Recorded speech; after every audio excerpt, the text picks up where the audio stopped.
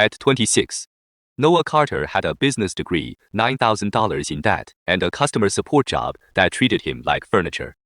Every morning, his manager corrected him in front of the whole floor, then asked him to stay late without pay. Noah smiled, apologized, and kept working because losing a bad job was still worse than having one. At night, he returned to a basement room where the heater rattled, the sink leaked, and dinner came in a paper cup. The rent warning on his door was red. His bank balance was $12.41.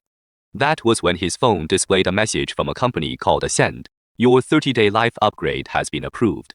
Noah had never applied, but the message knew his debt, his salary, and the exact date his landlord planned to evict him. The next morning, a black car stopped outside. A woman in a cream suit offered him 30 days as a millionaire. Penthouse, driver, clothes, meals, and a public business profile. No repayment, he only had to follow the daily schedule. Noah asked where the money came from. She smiled and said, "Successful people are paid for being seen."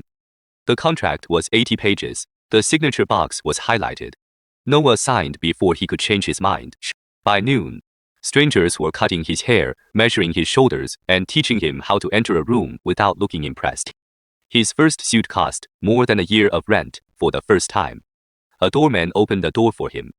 The penthouse overlooked the entire city. The refrigerator was full, the closets were organized, and every light turned on before he touched it.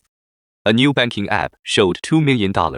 The money could buy anything but transfers outside. Ascend's approved list were blocked.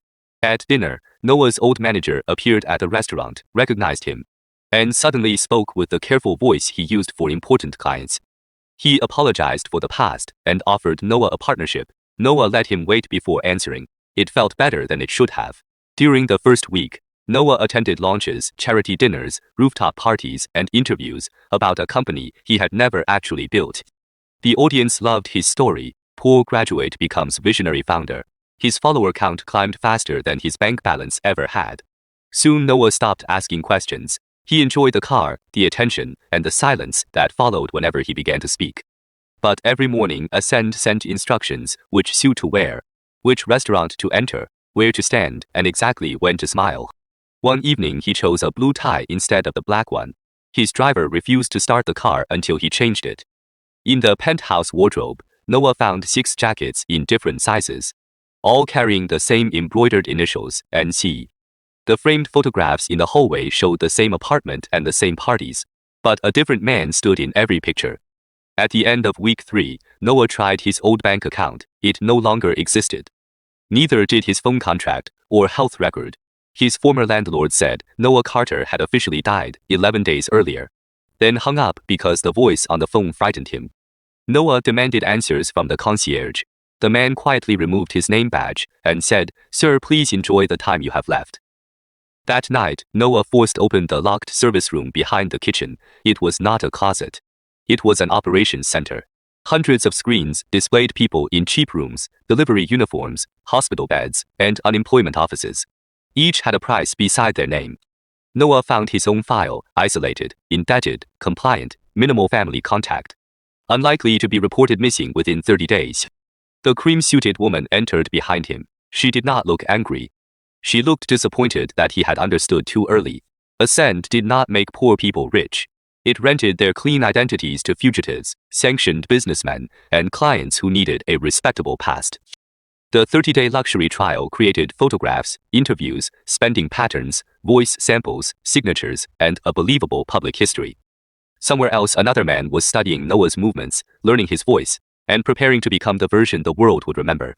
At midnight on day 30, the penthouse lights shut off. His bank balance vanished. The elevator stopped recognizing his face. His driver took the phone and passport. On a nearby screen, a better-dressed Noah was already giving an interview across town. The woman offered 2 choices: accept the crimes attached to his old identity, or work for Ascend and find someone to replace him. Noah asked what happened to the people who refused. She opened a folder filled with missing person reports and said nothing. 3 days later, Noah returned to a basement apartment wearing the same expensive suit that had once made him feel untouchable. A hungry young man opened the door with a cup of noodles in his hand. Noah held out a black envelope and repeated the line he had been taught. Your 30-day life upgrade has been approved. The suit was never Noah's reward. It was his new uniform.